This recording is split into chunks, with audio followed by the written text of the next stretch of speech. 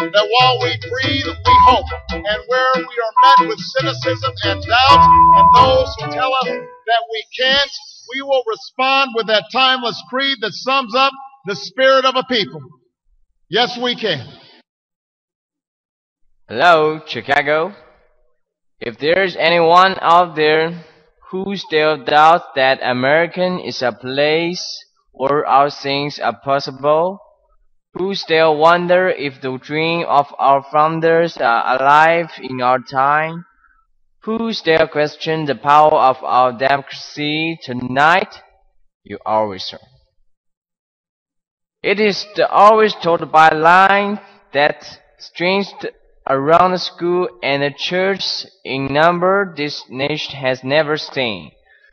But the people who wait 3 hours and 4 hours, many for the very first time in their lives, because they believe that this time must be different, that their voice could be that difference.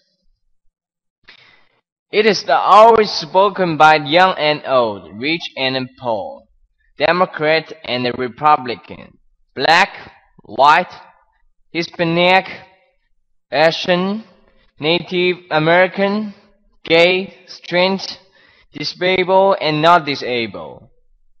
American who send a message to the world that we have never been just a conclusion of individuals or a collection of red states and blue states.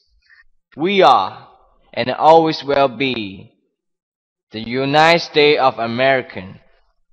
Is the answer that led those who have been told for so long by so many to be cynical and fearful and doubtful about what we can achieve, to put their hands on the heart of history and bend it once more toward the hope of a better day. It's been a long time coming, but tonight, because of what we did on this day, in this election, at this defining moment, change has come to America. A little bit early this evening, I received an extraordinarily gracious call from Senator McCain. Senator McCain fought long and hard in this campaign, and he's fought even longer and harder for the country that he loves. He has endured sacrifices for America that most of us cannot begin to imagine.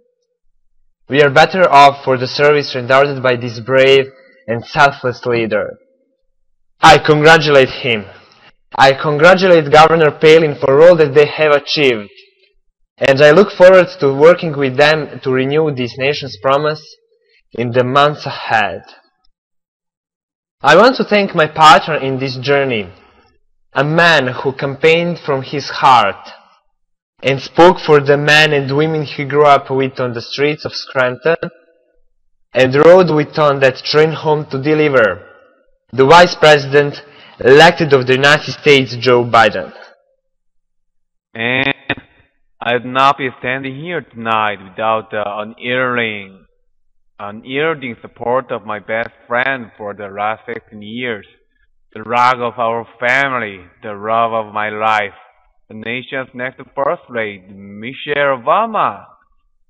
Tasha and Maria, I love you both more than you can imagine, and you have earned the new puppy that's coming with us to the White House. And while she's no longer with us, I know my grandmother is watching around the family that made me who I am. I miss them tonight.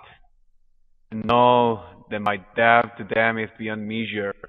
My sister Maya, my sister Arma, or my other brothers and sisters, thank you so much for all the support that you have given me.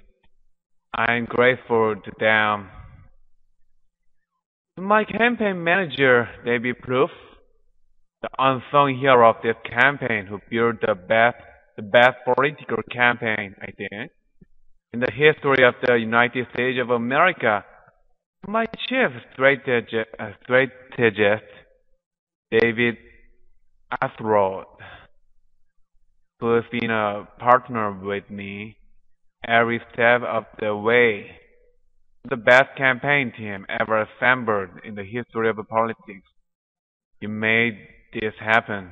and I am forever grateful for what you have sacrificed to get it done. But above all, I will never forget who this victory truly belongs to. It belongs to you. It belongs to you. I was never the likeliest candidate for this office. We didn't start with much money or many endorsements. Our campaign was not hatched in the halls of Washington. It began in the backyards of Des Moines, and the living rooms of Concord, and the front porches of Charleston. It was built by working men and women who dug into what little savings they had to give $5 and $10 and $20 to the cause. It drew strength from the young people who rejected the myth of their generation's apathy, who left their homes and their families for jobs that offered little pay and less sleep. It drew strength from the not-so-young people who braved the bitter cold and scorching heat to knock on doors of perfect strangers, and from the millions of Americans who volunteered and organized and proved that more than 2 centuries later, a government of the people, by the people and for the people has not perished from the earth. This is your victory. And I know you didn't do this just to win an election, and I know you didn't do it for me. You did it because you understand the enormity of the task that lies ahead. For even as we celebrate tonight, we know the challenges that tomorrow will bring are the greatest of our lifetime. 2 wars, a planet in peril, the worst financial crisis in a century.